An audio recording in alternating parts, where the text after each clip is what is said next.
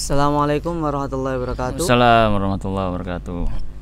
Alhamdulillahirabbil alamin wassalatu wassalamu ala asrafil anbiya'i wal mursalin wa ala alihi wa ashabi ajmain. Amma ba'du. Ya, masih bersama saya Aman Hidayat. Di samping saya ada Ustadz Abu Haris Danang Santoso. Masya Allah. Hari ini kita akan mengadakan podcast ya, yeah. Spesial Ramadan. Masya Allah. Sekarang Ramadan ya. Wah, Ramadan. Ustadz. Gimana Mas Haji, sehat ya? Alhamdulillah. Sudah mempersiapkan pertanyaan-pertanyaan Syawal? Sudah. Syawal kan bulan penuh. Bulan penuh pengantin. Iya, berkah. Nah, makanya sudah mempersiapkan jawaban belum ini? Iya, belum ya. Pertanyaan-pertanyaan dari keluarga besar ini. Wah, belum ada. Oh, belum ada. Insya Allah kita kupas sedikit lah nanti. Iya. Ini dengan tema, insya Allah podcast hari ini dengan tema senja di bulan Ramadan. Di bulan Ramadan. Masya Allah, senja di bulan Ramadan. Karena bagi pecinta gunung, senja adalah hal yang tidak bisa dipisahkan. Masya Allah. Bahkan banyak orang yang itu merindukan senja.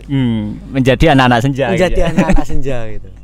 Tapi yang paling diinginkan itu senja ketika Ramadan. Masya Allah. Itu ada perbedaan yang sangat signifikan. Iya. Hampir semua umat Islam di dunia itu menantikan senja ini. Karena yang mana itu menghalalkan yang sebelumnya haram. Yang sebelumnya haram. Jadi sebelumnya kan ketika kita Ramadan itu berpuasa dari terbit fajar hingga terbenam matahari. Dan ketika senja inilah, di waktu-waktu maghrib inilah kita boleh kembali berbuka, makan, minum, beraktivitas secara normal. Yang mana sebelumnya kita sudah menahan diri ya, selama kurang lebih dari 12 jam untuk taqarrub ilallah, untuk mendekatkan diri. Nah, hari ini kita akan mengupas pertanyaan-pertanyaan tentang senja ini, khususnya di bulan Ramadan. Siap. Memasuki bulan Ramadan yang ketiga ya. Yang ketiga semenjak Covid ya. Oh gitu. Iya. Sejak pandemi. Covid itu sejak kapan sih? Sejak 2020 kan. 2020 ya. 2020. Tiga tahun ya. Hampir 3 tahun. Menemani kita si Covid ini, Masya Allah. Sawal, kalau saya nggak salah ya. Lah ini kan menjadi suatu tantangan tersendiri kan. Bahkan di luar Covid kan ketika bulan Ramadan itu bulan yang cukup spesial, tapi juga cukup menguras tenaga kan, mana ketika di Covid ini menjadi tambahan yang baru, sudah berat, lebih berat lagi. Iya. Apalagi kan di Ramadan ini kan nggak tahu apa boleh mudik. Kata-katanya sih boleh sih. Boleh ya, kayaknya gitu. Cuma nggak tahu ya.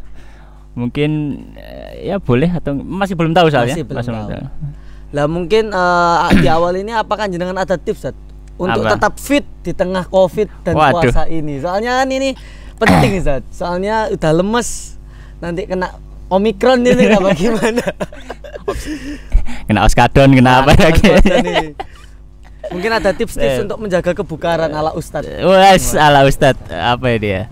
Baik, kalau misalkan tips khusus sih mungkin kalau secara medis ya saya kurang tahu ya, tapi intinya sebenarnya Ramadan itu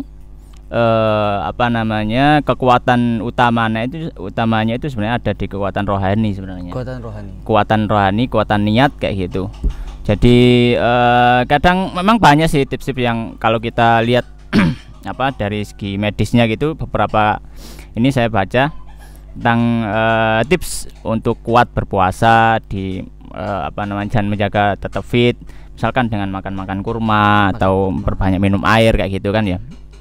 Tapi itu semua kembali kepada kemauan diri juga dan tekad kita juga untuk melakukan puasa. Kadang ada orang yang mungkin berbuka atau sahur seadanya, berbuka seadanya, tapi mereka tetap fit. Ada juga yang mereka sahur luar biasa gitu, makan habis 2 piring, tambah air lagi, tambah buah, tambah apalagi ya. Tapi ternyata ya sepanjang hari ya tidur. tidur. Ya di zaman Rasulullah misalkan, ya mereka serba kekurangan, tapi ketika puasa mereka perang. Ya, dengan menu sahur dan berbuka ya sekedarnya. Jadi memang yang menentukan kekuatan fisik itu juga ya selain masalah makanan atau vitamin, itu juga masalah rohani dan tekad itu juga kayak gitu.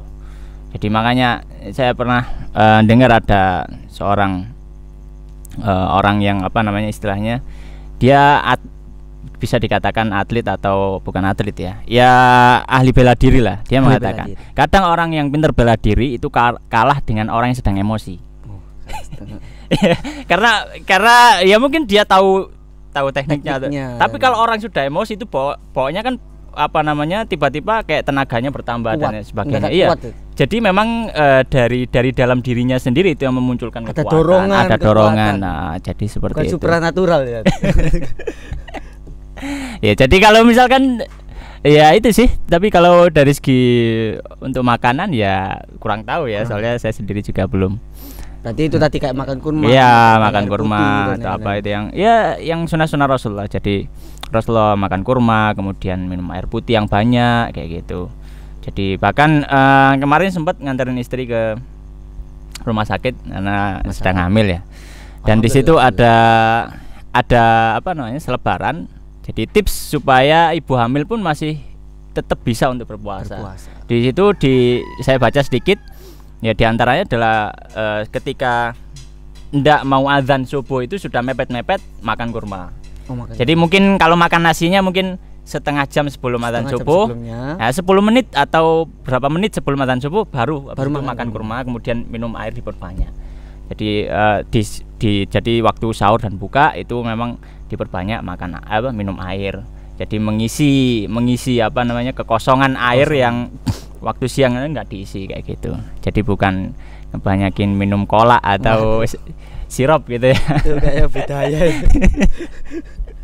Ala kulihal ya kayak gitulah wallahu alam ya. Tapi menarik Zat. Jadi kan tadi Nyenengan jelaskan bahwa sahabat-sahabat itu di tengah puasa itu tetap perang. Perangan membutuhkan banyak energi. Iya benar. Kan nggak mungkin perang. Aduh. Kemudian perang perangnya melambai iya.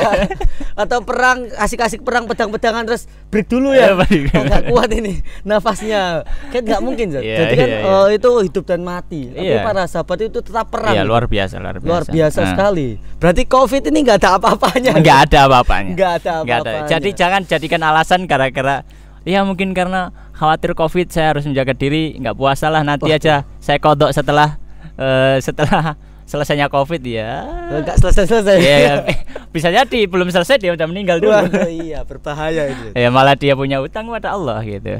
Dan repoti ahli waris. Jadi kan berarti kita tetap harus produktif ya. Produktif. Di bulan Ramadan. Harus yang produktif. Bekerja, yang menuntut ilmu. Iya, tetap. Yang berwirausaha dan lain-lain tetap harus aktivitas normal. Iya. Tidak boleh ada yang dikurangi. Iya.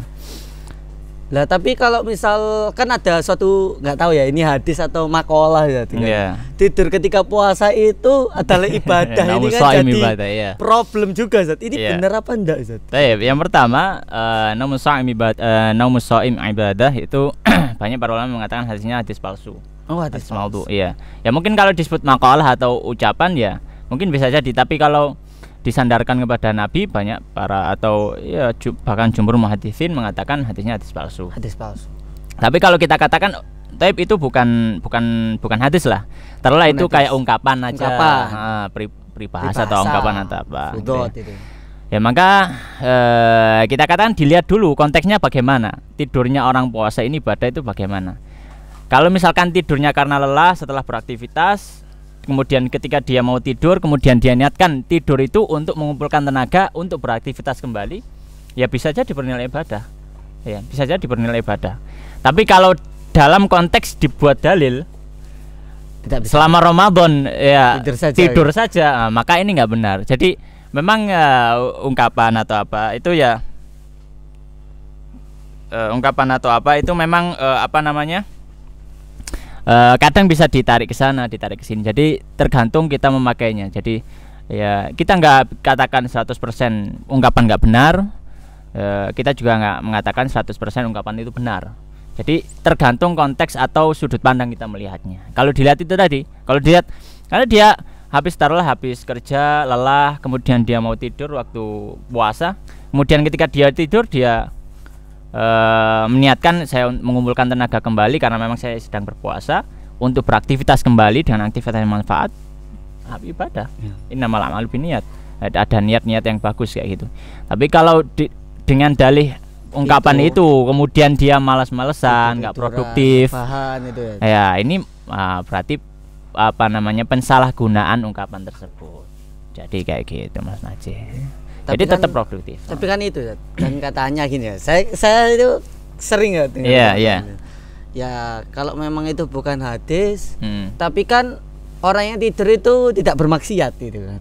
Nah kalau puasa kan kita yang sulit kan bukan menahan makan, bukan menahan minum, tapi menahan nafsunya itu ya. Kadang ke pasar lihat lawan jenis, waduh cantik, astagfirullah, itu kan juga. Lah kalau tidur kan tidak mengapa ya, lebih aman meninggalkan gitu kan, meninggalkan maksiat nih niatnya gitu. Itu seperti apa itu? Iya, maka kalau misalkan itu tadi loh, kembali ke jadi suatu yang bersifat adah itu bisa menjadi ibadah kalau diiringi dengan niat yang benar. Jadi suatu kegiatan, aktivitas, kebiasaan sehari-hari itu bisa jadi sebuah ibadah, itu sepakat para ulama mengatakan seperti itu. Ya. Jadi misalkan orang makan kalau niatnya adalah untuk menguatkan diri supaya bisa untuk melaksanakan ibadah, bisa bekerja mencari nafkah untuk anak istri, maka bisa bernilai ibadah. Tapi kalau makan ya sudah sekedar makan aja ya, maka nggak ada nilai ibadah. Jadi kembali kalau misalkan tidur tadi, misalkan dia niatnya saya tidur itu supaya menghindari perbuatan-perbuatan yang tercela di Ramadan itu, atau misalkan saya khawatir nanti daripada ngelihat HP nyekrol sana sini akhirnya kelihatan sesuatu yang tidak harusnya nampak, ya maka ya bisa jadi bernilai ibadah. Tapi di sisi lain juga kita tidak mengatakan bahwasanya ya udah kalau gitu tidur saja sepanjang hari. Ini salah persepsi. Secara fikih puasanya nggak batal. Tapi kalau secara adab, attitude gitu ya.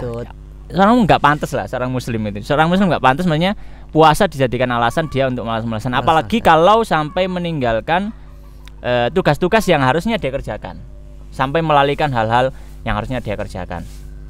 Misalkan kalau yang masih jomblo, mungkin di situ masih bisa membantu orang tua. Orang tuanya mungkin berjualan, dia hendaknya membantu. Jadi tidak bisa kita katakan 100% apa namanya ya udah boleh saja tidur, enggak. Jadi ya kembali ke niatnya tadi. Ya, niatnya tadi, dan juga diperhatikan apakah ketika dia tidur itu dia meninggalkan perkara-perkara yang diinikan atau tidak. Ada paket. Oh ya, ada paket. Ada break ya. Ini ada sponsor. Baik, lanjut Mas Najih. Tadi kan bilang kan apa itu scroll ya Instagram, sosial media. Itu kan sekarang itu luar biasa untuk anak milenial, itu hampir tidak bisa dipisahkan. Ada salah satu hobi teman-teman saya, termasuk saya juga, itu ketika menanti senja di bulan Ramadan itu sambil menangis.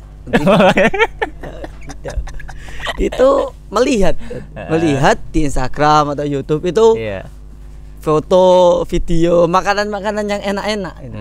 Apakah ini termasuk membatalkan puasa atau enggak apa-apa gitu? Tapi juga kita nggak makan, cuma ya meningkatkan selera nafsu makan. Oh iya, gitu. Kan banyak sekali itu makanan-makanan yang mendadak enak. Es teh aja jadi wow, itu luar biasa ketika bulan Ramadan. Itu seperti apa Zat untuk ini?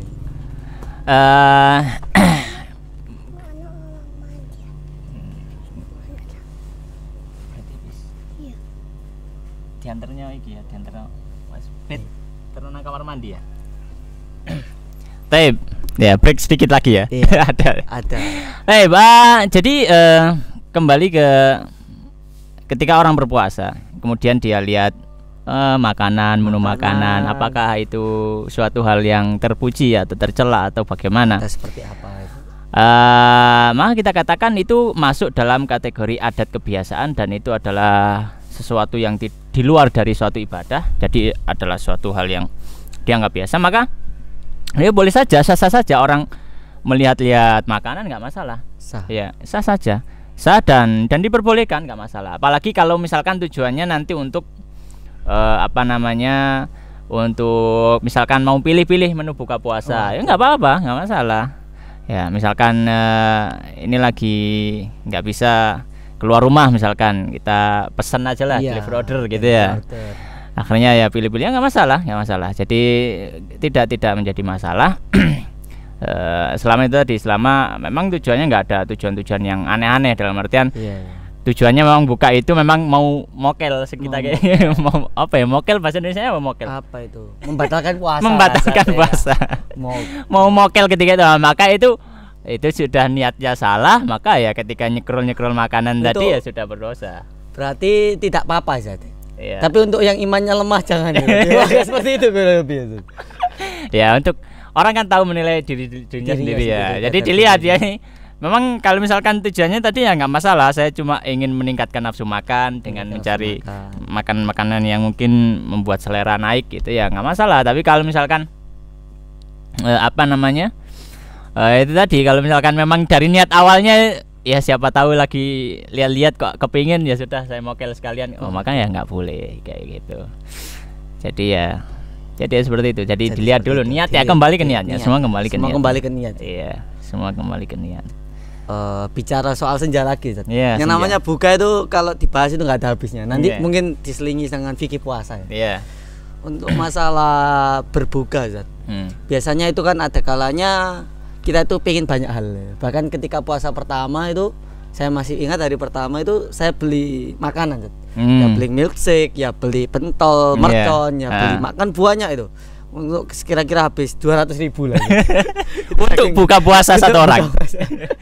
Itu ini luar binasa ini. Wah, iya. Nah, ketika makan itu, ketika sebelumnya itu wah pasti habis ini. Tapi ketika makan itu nggak habis ya. Kemudian ketika tarawih itu jadi beban, Jad. Jadi beban itu, apalagi saat itu saya sholat di salah satu masjid yang imamnya itu membaca Al-Baqarah, Jad. Jadi itu kayak astagfirullahaladzim. 1 juz enggak? Enggak 1 juz. Oh, enggak 1 juz. Tapi lumayan lama. Lumayan lama. Masalahnya dalam keadaan perut kekenyangan ini. Ini masalah ini mungkin problem sebagian besar orang ya. Ketika buka makan banyak sekali, ketika tarawih jadi kekenyangan ya. Bukan sakit perut. Kalau sakit perut kan enak keluar. Jadi lemes, jadi kayak rasa-rasen gitu ya. Itu jadinya seperti apa, Zat? Ya, memang termasuk adabnya juga adalah ketika kita berbuka puasa kita kita berbuka dengan secukupnya. Jadi makanan ya secukupnya lah. Ya, kata Rasulullah SAW bahwasanya bagian perut itu terbagi menjadi 3 gitu. Ya, thuluthun li ta'ami wa thuluthun li syarabi wa thuluthun li hawai. Jadi perut itu bagi 3, sepertiganya diisi makanan, sepertiganya diisi minuman, kemudian sepertiga yang lain disisakan untuk ruang udara. Jadi memang termasuk adabnya gitu ya. Itu istilahnya attitude sebagai seorang muslim. Maka hendaknya makan nih sekedarnya, secukupnya ya. Ya. Kata Rasulullah mengatakan hasbuka lukaimatun yuqimna sulbah. Jadi cukuplah beberapa suapan yang bisa menegakkan tulang punggung. Biar tegak gitu ya. Biar tegak. Soalnya kalau orang lapar itu biasanya gini. Sambil menahan laparnya gitu supaya perutnya nggak sakit. Ya, cukuplah makan itu ketika orang kayak gini itu sudah biasa. Maka itu sudah cukup.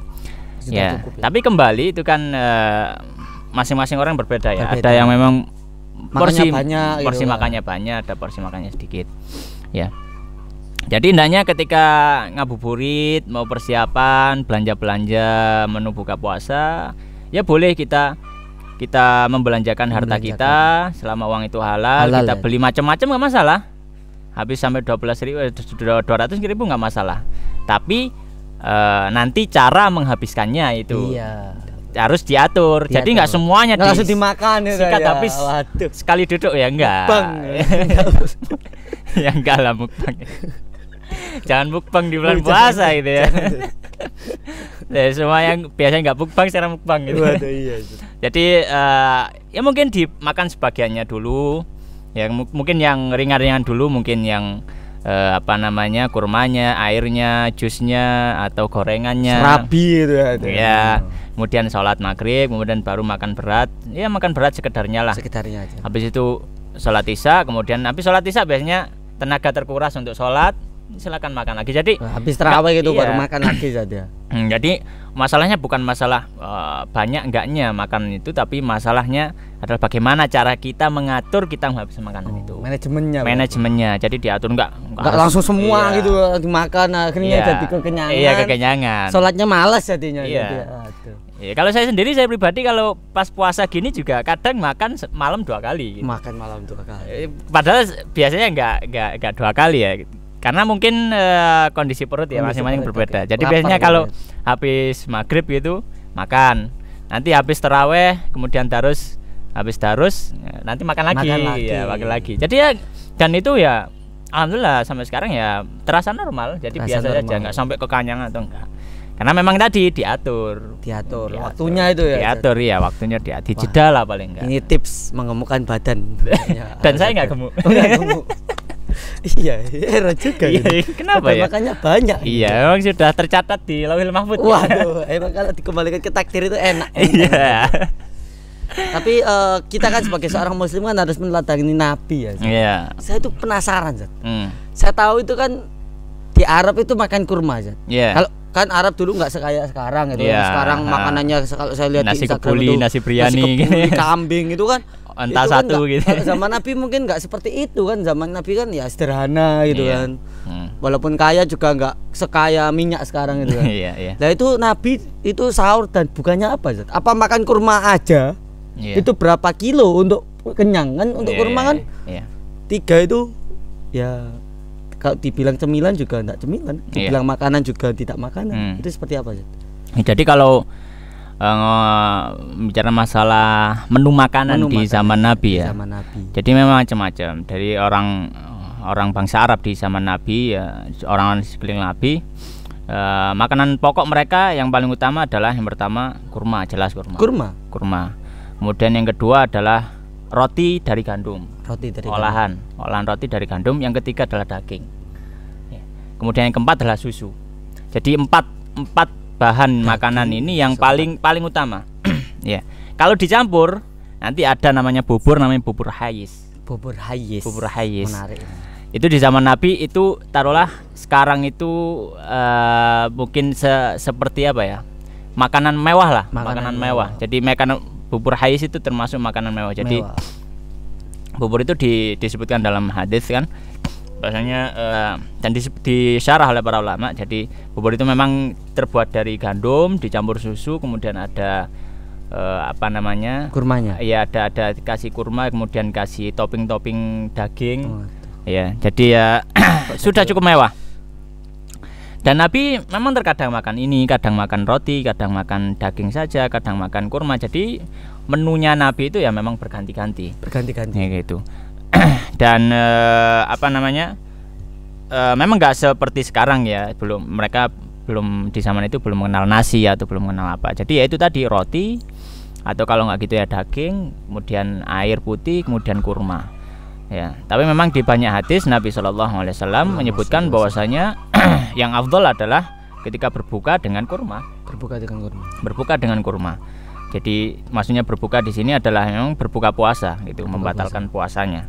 Kayak gitu. Jadi berbuka dengan kurma. Dan di zaman itu memang kurma itu memang cukup untuk utama. Kebutuhan perut cukup di zaman itu. Di zaman sekarang mungkin beda perut. Ya. Atau mungkin beda zaman. Banyak istilahnya? Banyak tawaran sekarang. Kalau di zaman dulu kan enggak ada. Iya, berarti banyak alternatif makanan. Kalau zaman dulu kan enggak ada tawaran. Jadi orang makan itu ya sudah, mau enggak mau. Kalau mau makan, kalau nggak mau ya nggak usah makan kan itu. Iya. Kalau sekarang kan banyak tawaran, jadi orang kan lebih banyak memilih. Kalau zaman Nabi ya, yang paling sering ya memang kurma sama air. Kurma saja. Dan itu kenyang, Zat, ya? Dan itu sudah cukup. Dan memang beberapa orang yang saya temui memang ada yang mengaku seperti itu. Kadang itu ketika dia sahur itu cuma makan kurma sama air, dan itu malah di perut itu lebih terasa nyaman gitu, karena mungkin orangnya sudah biasa ya. Kalau saya sendiri mungkin nggak kuat. Kalau belum makan nasi belum dihitung makan ya. Dan beliaunya itu memang menyampaikan pada saya gitu. Jadi kalau saya itu biasanya kalau sahur malah nggak suka makan nasi. Jadi memang lebih milih kurma karena mungkin yang pertama lebih nyaman di perutnya, dan mungkin kan mungkin beliaunya punya penyakit lambung ya, jadi kayak lebih soft gitu di perut itu, ringan lebih ya di perut kayak gitu. Jadi ya itu tadi kurma. Jadi cukup ya saat itu kurma ya. cukup. Tapi nggak ada kadarnya berapa kurma gitu mungkin ya, Nabi. Kalau untuk kadarnya maka Rasulullah biasanya makannya adalah dengan butiran yang ganjil. Butiran ganjil. Ya, karena dalam hadis disebutkan innallahal witr yuhibbul witr.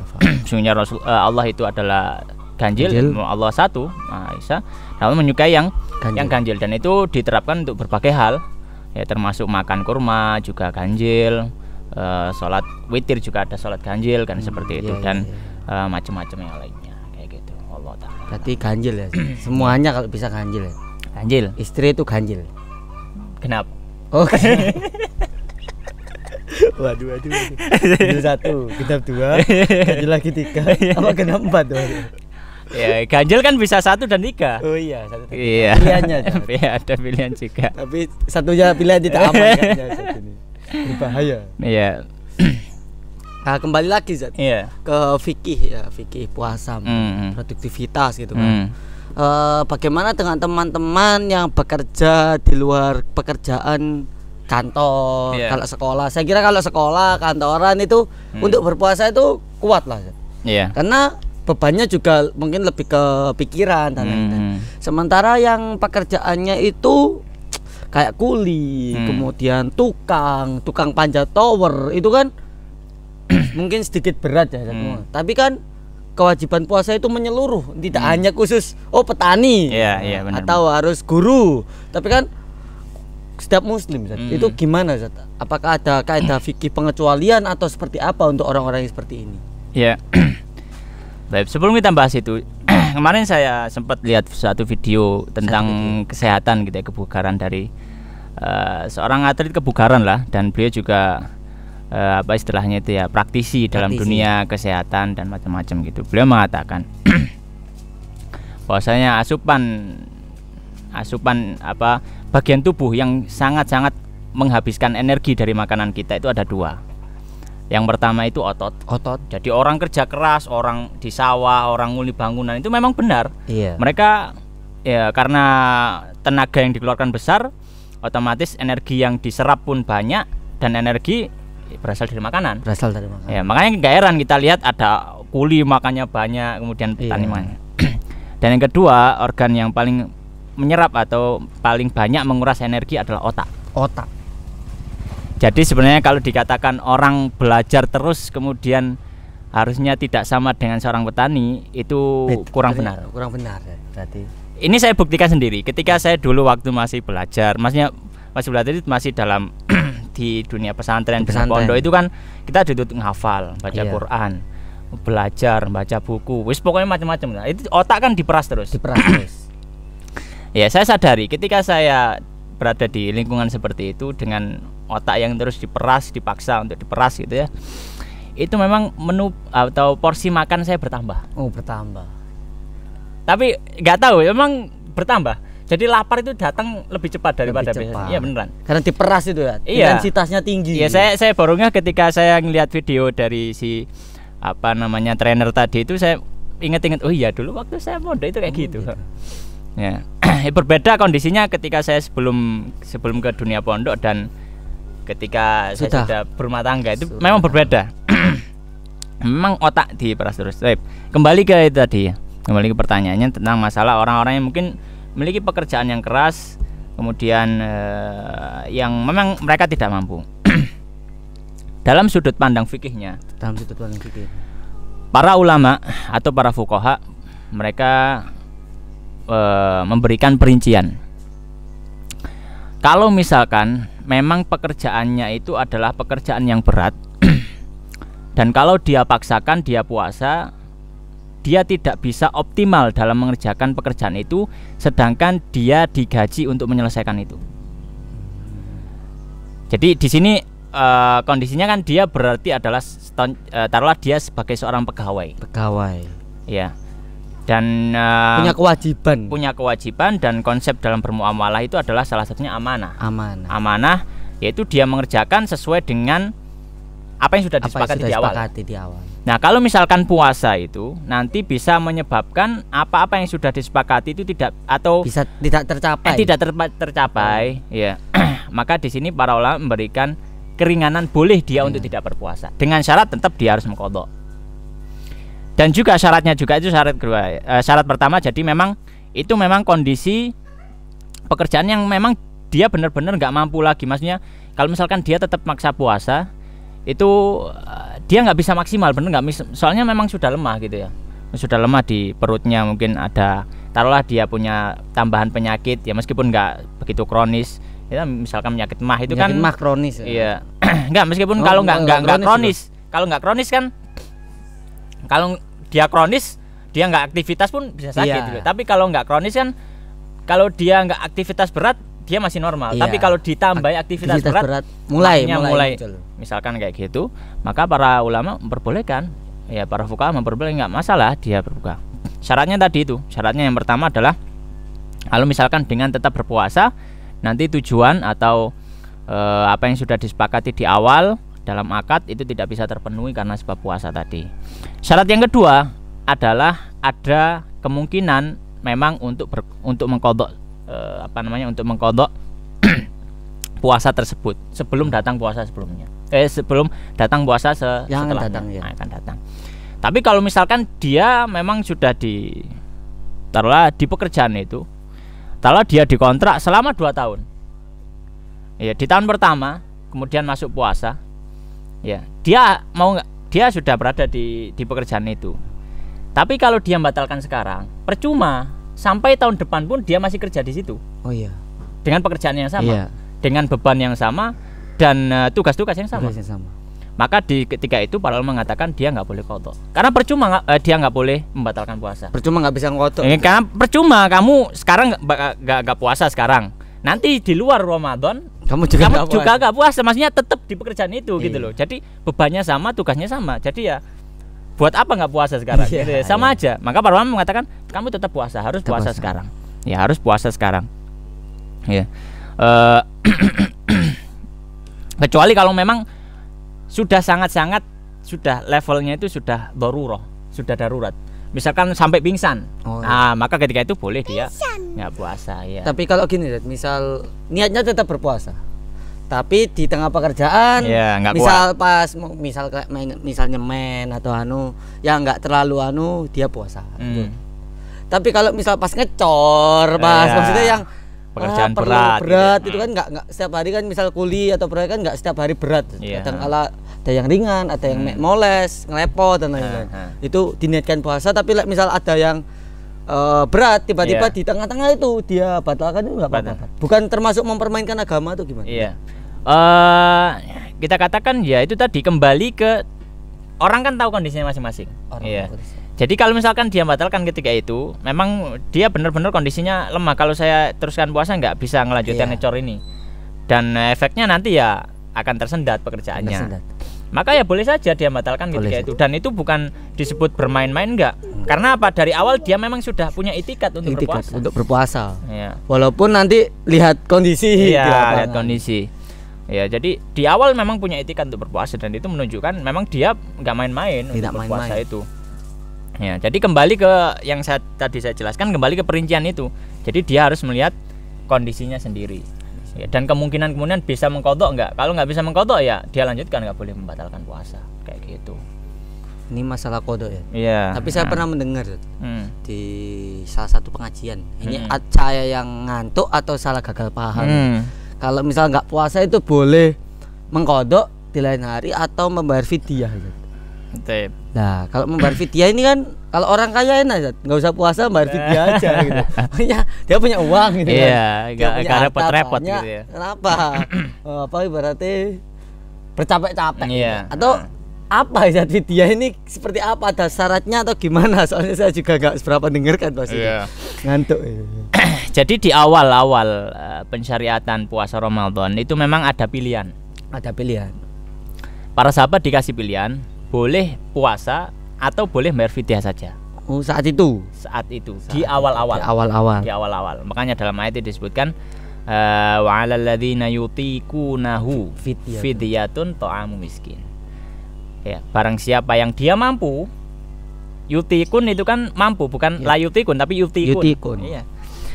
Barang siapa yang dia mampu, fidyatun dia boleh bayar fidyah. Faman tatawwa khairan fahuwa khairul lah wa antasumu khairul lakum. Dan kalau kalian puasa itu lebih baik.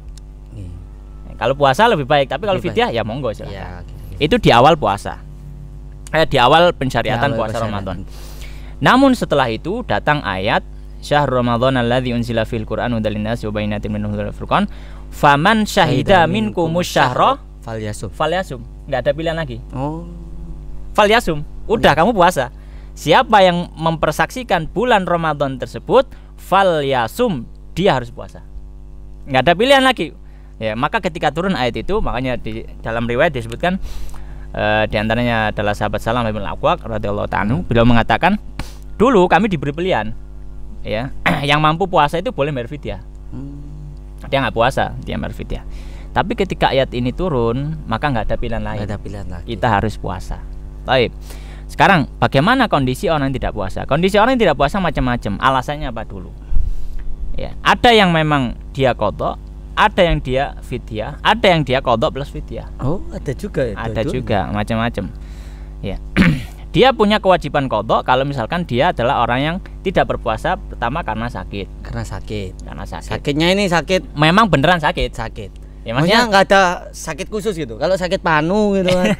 Ini adalah sakit yang mana kalau dia tetap berpuasa bisa memperlama sembuhnya atau memperparah penyakitnya. Kayak mah kronis gitu. Mah kronis atau yang GERD atau yang ya penyakit-penyakit gitulah.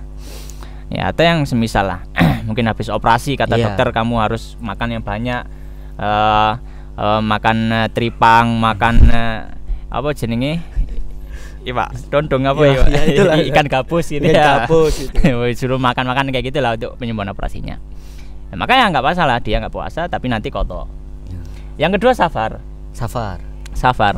Ya, jadi misalkan orang melakukan perjalanan safar, maka boleh untuk tidak puasa, yang wajib nanti dia harus qadha. Ini ada jaraknya nggak? Jaraknya ada. Jaraknya adalah 4 burd atau 16 marhalah atau 2 marhalah. Kalau dalam istilahnya hadis atau riwayat itu 2 marhalah, itu konversinya 2 burd atau 16 farsakh.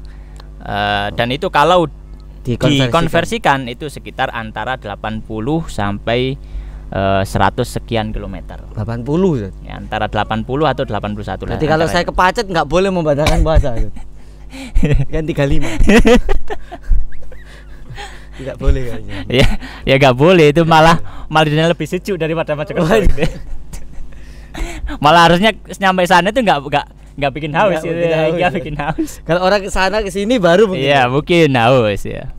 Jadi memang kalau safar ya dengan jarak sekian itu di antara 80 sampai 100 sekian kilometer, maka dia boleh untuk berpuasa dan boleh tidak berpuasa dan dia qadha. Nah, adapun untuk fidyah, ya untuk fidyah ini berlaku untuk yang pertama adalah orang yang dia sudah tua renta dan dia sudah tidak mampu lagi untuk puasa. Kan ada orang yang tua yang sangat-sangat tua, lansia gitu ya. Lansia yang sangat-sangat lansia. Gitu. 80. Ya, mungkin dia sudah nggak bisa turun dari kursi roda atau dia nggak bisa turun dari ranjangnya lagi. Biasanya udah sakit-sakit ini. Dia makan pun sudah disuapi. Gitu kan. Dia nggak sakit tapi maksudnya ya memang faktor usia. Iya, memang faktor usia, faktor U gitu. Maka orang seperti ini boleh untuk tidak berpuasa, nggak masalah dia nggak puasa. Ya. Dan dia nanti bayar fidyah, nggak perlu mengqadha. Gimana mengqadha, dia aja nggak kuat. Iya. Itu nggak mungkin. Berarti kayak diwayakno apa? Anaknya gitu. Apa anak ke bapak? Ini nggak boleh ya. Nanti boleh kalau misalkan sudah wafat. Oh, itu. Iya. Nah, kemudian yang kedua adalah kalau misalkan orang itu tidak berpuasa karena memiliki penyakit yang penyakitnya tidak mungkin sembuh lagi. Jadi dan penyakit itu memang yang mengharuskan dia tidak atau yang memperbolehkan dia untuk tidak berpuasa. Misalkan dia punya penyakit yang sangat-sangat akut, yang mana dokter mengatakan ini kalau tetap berpuasa nanti bisa membahayakan nyawa. Iya. Dan penyakit ini sudah nggak mungkin sembuh lagi dari orang ini.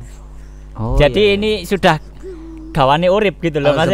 Iya, kamu parah-parah ini. Iya, sudah makanya penyakit ini iya divonis oleh dokter atau ada kemungkinan sembuh pun kecil, sangat-sangat kecil, mungkin 5%, 10%. Jadi kalau dalam kondisi ini maka para ulama mengatakan boleh juga. Boleh bayar fidyah. Boleh bayar fidyah. Dikiaskan pada orang yang tua renta tadi karena sama-sama sudah nggak mampu lagi puasa. Ya, sama-sama nggak mampu lagi puasa. Tapi kalau misalnya itu kambuhan penyakitnya. Penyakitnya kambuhan? Maksudnya kadang kambuh kadang enggak. Kadang kambuh kadang enggak, maka enggak termasuk morbid ya. Enggak termasuk. Karena dalam satu kondisi dia mampu. Oh, berarti kalau misalnya emang enggak mampu sama sekali baru ya, dalam satu kondisi dia mampu. Ya. Dan ketika dalam satu kondisi dia mampu, ya maka dia tidak hukumi menjadi orang yang tidak mampu sama sekali. Dia masih ada sisi kemungkinan untuk mampu. Jadi seperti itu. Nah, untuk besarannya ya kira-kira. Kalau fidyah besarannya adalah 1 mud. 1 mud. 1 mud itu sekitar antara 700 sampai 800 gram. Dari bahan makanan pokok. Beras misalnya kita beras ya. Itu 1 hari. Untuk 1 hari. Jadi 1 hari 700 gram lah terlah. 1 hari 700 gram. 15 kilo lah. Kalau misalkan 30 hari nggak puasa sama sekali ya tinggal dikali aja. 700 gram dikali 30 hari. 30 hari. Ya, sekitar berapa kilo lah. Kilo. Iya. Ya itu berarti fidyah yang dikeluarkan untuk 1 bulan. Itu 210.000 ya. Tapi mungkin nggak boleh kita.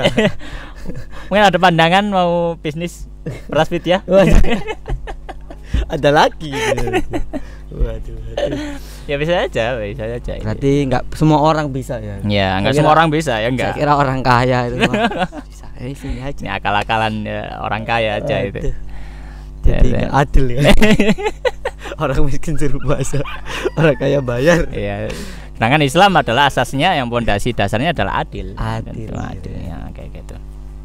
Wah, ini luar biasa, nggak kerasa sudah berapa jam? Waduh, udah lumayan lama ini zatnya. Sekitar 40 menitan lah. Iya. Nah, ini mungkin the last question. Pertanyaan terakhir. Atau sebelum itu, saya sebenarnya ada pertanyaan. Ada pertanyaan. Kan tentang masalah senja ini kan. Saya sering dengar dari anak-anak sekarang itu kan anak-anak senja. Itu saya bertanya-tanya, maksudnya anak-anak senja itu kan biasanya foto-fotonya kan yang kayak agak buram sedikit kan, kayak gitu. Kemudian gitu. Dengan kata-kata yang puitis ya. Sebenarnya apa sih anak-anak senja? Saya nggak tahu. Sampean sebagai apa ya? Pelaku dunia apa namanya anak-anak muda seperti ini apa sih sebenarnya itu? Sepertinya kalau bilang senja itu kayaknya anak indie. Anak indie itu gimana? Indie itu sebutan pecinta senja gitu. Orang yang suka biasanya itu anak indie itu tidak bisa dipisahkan dari 3 hal kalau nggak salah. Apa itu? Kopi, senja, dan puisi. Oh. Jadi lebih ke arah ini ya, apa namanya? Punya rasa sastra gitu ya? Yang tinggi walaupun nggak selalu ya, tapi biasanya antara kopi dan senja lah. Tapi anak-anak ini biasanya pecinta daki ya. Mereka itu suka gitu. Daki atau minimal kalau nggak suka daki itu orang yang suka mencintai senja. Oh, ada senja di sini itu, melihat foto-foto senja gitu. Oh, itu awal mulanya seperti itulah gampangannya. Jadi anak-anak yang pertama kali mereka tertarik dengan panorama senja. Iya, jadi mereka lelah dengan hingar-bingar kota lah. Gitu, butuh rehat sejenak. Mengamati senja, mendaki. Ya walaupun nanti benarnya bisa dibawa ke ranah agama untuk kan mengamati ciptaannya. Masya Allah, tadabur gitu ya. Iya, tadabur. Cuma ya masih belum taraf itu. Kebanyakan ya masih mencintai ciptaannya, belum mencintai penciptaannya. Waduh, kayak gitu sulit sekali. Sangat dalam itu ya. Dalam ya. Dipok gitu. Kurang lebih itu lah. Saya sendiri juga ya semi lah, tapi enggak suka-suka banget. Senja agak siangan gitu ya sampean itu. Siangan. Oh gitu. Ya saya masih bertanya, ya tahu sih model-modelnya tahu, cuma kenapa sih kok sampai disebut anak senja? Jadi istilah intinya adalah mereka orang-orang yang butuh rehat gitu. Butuh rehat, mengagumi senja, membuat puisi-puisi tentang senja. Iya. Paham. Dari sini paham saya sekarang. Andra kayaknya paham untuk senja ini. Senja sekali. Dulu gondrong, sekarang enggak ya? Iya. Jadi kurang identik senjanya kurang. Iya, kurang. Mungkin itu karena dia habis bernazar. Jadi gundel itu luar biasa sekali. Masya Allah. Seperti itu. Gimana tadi? Lanjut ke last question tadi apa? Jadi untuk ini ada sebuah sindiran ya, yang saya tahu dan hadis. Kan banyak orang yang berpuasa tapi tidak mendapat pahala puasa. tapi juga banyak orang yang sholat malam, tarawih, capek-capek, ada yang 1 juz, ada yang setengah jam, ada yang 1 jam, ada yang sepanjang-panjang, tapi nggak dapat pahala apa-apa. Ini kenapa dan apa sebabnya? Iya. Ada satu hadis Rasulullah SAW di situ menyebutkan, ya, man lam yada' qaula zur wal amal bihi falaysa lillahi hajatun fi an yada' ta'amahu wa syarabahu. Hadisnya sahih. Di mana Rasulullah SAW mengatakan, barang siapa yang ketika dia berpuasa, dia tidak meninggalkan ucapan-ucapan dusta, dia tidak meninggalkan perbuatan-perbuatan dusta. Dalam konteks ini memang disebutkan Rasulullah SAW adalah memang ucapan dusta dan perbuatan dusta. Tapi para ulama mengatakan juga ini dikiaskan kepada kemaksiatan yang lain yang dia tidak membatalkan puasa secara fikih. Dia secara fikih nggak batal puasanya. Ya, kita lagi nongkrong sekarang, gibain orang, nggak batal puasanya. Nggak batal. Mengurangi tapi itu tadi. Gitu. Makanya apa konsekuensinya? Falaisa lillahi hajatun, Allah sudah tidak butuh lagi fi an yada' ta'amahu wa syarabahu. Dia mau makan minum, nggak minum terserah. Sama aja. Nggak ada nilainya. Ya. Makanya dalam satu hadis juga disebutkan bahwanya ya, rubba sha'im laisa lahu min siyamihi illa ju'al atas. Atau kama qala. Banyak sekali atau sebagian dari orang-orang yang berpuasa itu dia nggak dapat apa-apa dari puasanya kecuali rasa lapar dan dahaga saja. Kenapa? Ya tadi, ketika dia berpuasa, dia hanya berusaha untuk berpuasa, menjalankan puasa secara fikih saja. Secara fikih saja. Tapi secara adab-adabnya, secara akhlak-akhlak dalam berpuasa, secara akidahnya, ya, suluknya, adab-adab berpuasa itu tidak dijalankan. Tujuan puasanya itu nggak nyampe. Tujuan, iya. Dia hanya berpuasa secara fisik, tapi rohaninya masih berbuka. Fisiknya nggak makan, nggak minum, iya. Tapi rohaninya sudah berbuka dulu. Maksudnya rohaninya itu tidak bisa mengambil menahan itu. Iya, tidak menahan, tidak bisa mengambil apa sih salah satu hikmah kenapa Allah mensyaratkan puasa. Iya. Salah satu hikmah terbesar ketika Allah mensyaratkan puasa itu adalah kita disuruh menguasai nafsu kita sendiri. Menguasai nafsu kita. Karena para ulama mengatakan bahwasanya tempat nafsu dalam tubuh itu, ya, termasuk salah satu yang besar adalah yang pertama perut, yang kedua kemaluan. Itu tempat nafsu. Ketika kita sudah bisa menguasai dua tempat nafsu ini, maka insya Allah kita akan bisa menguasai nafsu kita. Insya Allah, ya, dengan izin Allah. Ya, jadi ketika orang berpuasa itu bukan cuma ya sekedar ya nggak makan, nggak minum, nggak berhubungan suami istri, bukan cuma sekedar itu, tapi makanya Rasulullah menyebutkan ada adab-adabnya. Ada adab-adabnya. Ada bagaimana menjalankan puasa, tidak boleh melakukan sesuatu yang maksiat, tidak boleh melakukan suatu dosa. Itu tujuannya apa? Tujuannya itu tadi untuk memaksimalkan manfaat puasa itu sendiri. Manfaat puasa itu sendiri. Jadi ya memang benar banyak yang tidak berpuasa, banyak yang dia berpuasa tapi tidak mendapatkan pahala dari puasanya. Ya, secara fikih sah, tapi kewajibannya gugur nggak sih? Kewajibannya gugur karena itu tadi fikih kan membahas ini orang ini masih wajib ibadah nggak gitu. Kalau sudah selesai ya sudah. Tapi nggak bahas pahala. Tapi kalau sudah masuk ke ranah akidah, itu masuk ke tazkiyatun nafs, penyucian jiwa, mengenal ma'rif, mengenal Allah dengan lebih dalam. Maka ketika itu ya percuma saja dia puasa. Tapi bukan berarti ini terus batal lah, semoga lah. Iya, semoga lah aku mari kipa gitu. Enggak seperti bukan itu. Ya, kalau seperti itu dia malah dapat 2 dosa. bukan cuma nggak dapat pahala, tapi dia plus dapat 2 dosa. Dosa gibah dan dosa mokel. Saya kira itu tadi. Nah kan kalau dari segi otaknya pebisnis kayak antum kan mendingan dapat mendingan dapat mendingan dapat dosa 1 daripada dapat dosa 2 kan gitu. Lebih untung kan gitu kan. Tapi kalau sama-sama nggak untung ya. Tapi kalau gibahnya panjang, jadi itu gimana? Apakah bisa minus pahalanya atau gimana, Ustaz? Iya. Ini sulit juga. Iya. Ya, gibah itu dosanya dihitung 1. Kecuali kalau objeknya bermacam-macam. Biasanya nggak mungkin 1. Iya, kalau objeknya 1 ya 1. Walaupun panjang. Walaupun panjang. Tapi kalau misalkan objeknya 2, kita misalkan duduk sini. Sekarang gibahin Andra, kemudian habis itu gibahin Ubed, gibahin Rehan, misalkan gibahin anak-anak gitu ya. Maka dihitung ke Ubed 1, ke Andra 1, ke Rehan 1, 3 jadinya. Kayaknya harus di schedule aja ini, dijadwal saja itu. Iya, jadwal gibah gitu. Nah, itu wilayah jangan sampai dia. Tapi kalau cowok insya Allah nggak gibah lah. Kalau cewek-cewek ini biasanya Gelut tapi tidak ada gibah-gibah langsung ya memang gitu ya. Fake gitu ya. Fake. Jadi kayak gitu Ustaz. Berarti bukan berarti kalau kita belum bisa melaksanakan ibadah puasa secara rohani, maksudnya ya puasa, makan dan minum enggak. Cuma masalah gibah, masalah dusta, maksiat masih jalan. Itu bukan berarti ya wis lah dibandingkan dengan untuk pahala doa disiku mau wis mending mokel pisan bukan, malah dapat 2 dosa lagi tadi. Jadi kalau sebagai seorang muslim sikapnya bagaimana? Sikapnya ya tetap berusaha, tetap puasa dan berusaha memperbaiki teman-teman. Jadi jangan menyerah. Jadi kenapa? Karena konsepnya seorang muslim itu adalah al-fa'al. Al-fa'al itu adalah apa ya istilahnya? Al-fa'al itu positive thinking. Jadi berusaha untuk berusaha.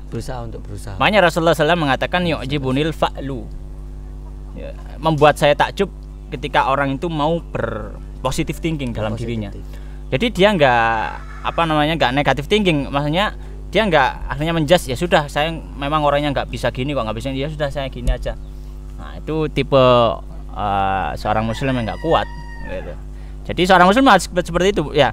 Saya nggak bisa di sini, saya masih ada kekurangan di sini ya, berusaha untuk ditutupi.